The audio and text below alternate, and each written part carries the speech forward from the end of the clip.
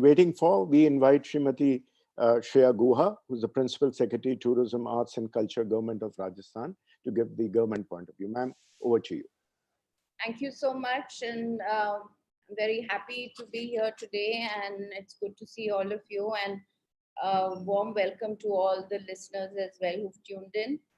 I'd like to start by mentioning that we've been talking for the last 2 months about this situation, and I suppose as an industry, it's not just the lockdown that has affected us. We've started winding down from a long time before, because when it started happening in many of the other countries from where we had visitors, that's when business started slowing down.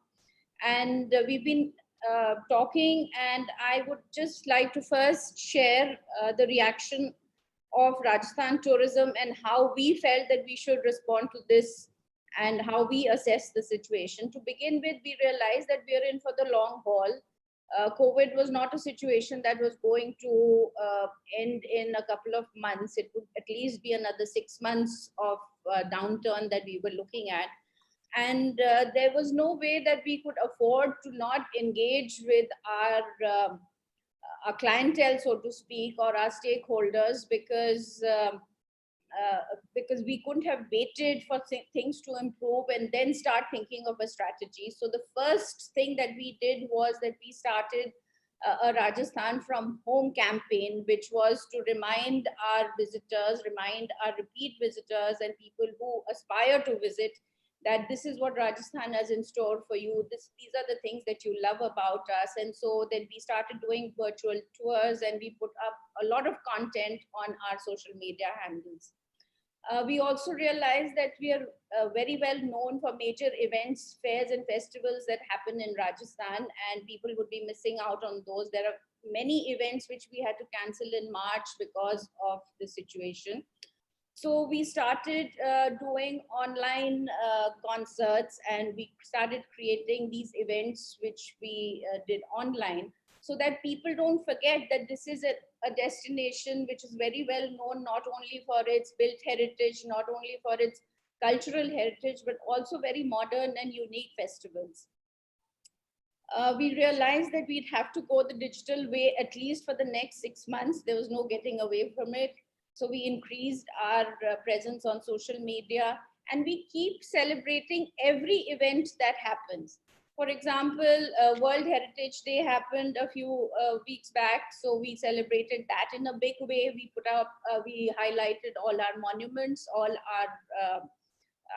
the beautiful architecture that we have.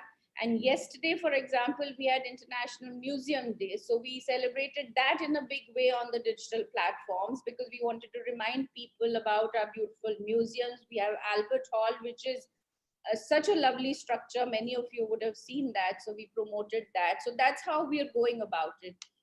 And I'm happy to share that we got a video from Belgium where a group of visitors, they put together a video which they sent to us with posters saying that we miss you, Rajasthan, and we want to come back soon. So that gladdens my heart, and that's good news Right. for all of us. And we've also created some safety net for people who are dependent on our industry, be it the guides, our folk artists, the elephant owners in Amer. So we created these schemes which we launched immediately as the lockdown started, to provide some kind of sustenance, because many of our folk artists perform at our destinations, they perform at our events, and they are in remote parts of the state, so they were stuck and they lacked food. So we arranged some kind of relief, and also we started a scheme where they perform at home, and we put those videos which are self-recorded on our social media platforms, so people are able to see and enjoy those performances which they have been so far. I've been repeatedly saying on every forum that the way forward for us, be it government, be it industry, is really to ensure as many confidence building measures that we are able to build in and develop in this interregnum where we're not able to do too much physically. So we've been working on SOPs. We've come out with SOPs for restaurants, for example. We've been allowed to open restaurants for takeaways. So we have an SOP for that in place. And as soon as in-house dining will be allowed, we will also have an SOP for that. We are ready with that. We've been discussing with the industry, and I know that many of them have SOPs for opening up their hotels when they do. Here, I'd like to mention a point. Somebody did mention that every hotel chain is probably coming up with its own SOP. So here, some kind of unanimity is perhaps required, where we all sit down and evolve a strategy which is acceptable to all, so that you don't have a situation where somebody is going to a different hotel and following a different protocol altogether. We've also come up with an SOP for our monuments, and the day we are allowed to open up monuments, we will do it in a staggered manner. We are ready with every hygiene protocol that has to be put in place. We've got those vetted by the health department so that there is no issue later on. We will also open our monuments in a big festive way, because people have been wanting to go to these monuments, and we've got to think local now, literally, because people are not going to be traveling too far. The first tourism, so to speak, that will open up is people going to local destinations. So we are sprucing up our monuments, keeping them ready, and we will be there with our museums and monuments as soon as we are allowed to. Here, I would like to request all the stakeholders that are here that if you are able to develop these small video clips, which we are able to put on social media, circulate them so that people have that confidence that when you come and visit us, this is the protocol that I am following. You are safe, you are taken care of. So, because I've seen a couple of videos by some, airports, I think, where they're trying to show that when you come to the airport, this is how you will be taken care of. If we have the same kind of videos for ourselves as well, so that builds confidence amongst the visitor. And I think that's what's going to happen, that people will come to the places where they feel more comfortable going or safer going. I would also request, Meenakshi ma'am is here, that if Government of India could take up some initiative of certification, some kind of a norm where we do certification of services, certification of destinations, hotels. So that certification again gives a stamp of some authenticity, some comfort to the person who wants to travel. As Rajasthan Tourism, we are focusing more on domestic tourism at the moment, because we can't be looking at foreign footfall, which is of course a big factor for our tourism till at least maybe the next year.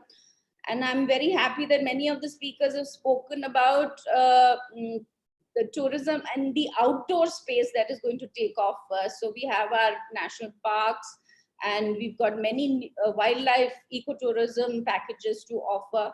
Our heritage hotels, I think, have an intrinsic advantage because they're in remote places, they are family-run institutions. People will feel more safe going to those places rather than going to the big cities or big establishments. We've got very good roads, so people wanting to do driving holidays, we are a very good option. We are close to Delhi, Gurgaon, so we are a very good getaway option as well, and we have getaway options even through the summer. So I'm looking forward to people visiting us as soon as things open up.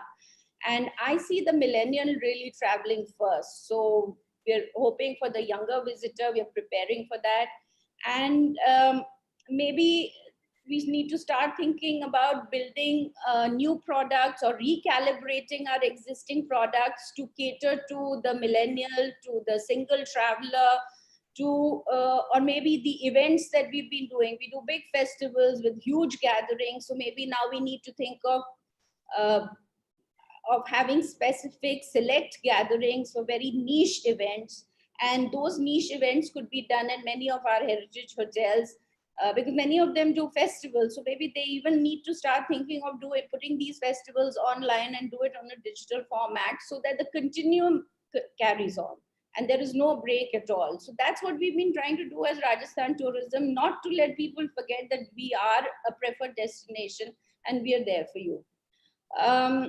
In terms of the financial package, we've been working with our finance department to try and negotiate some kind of relief.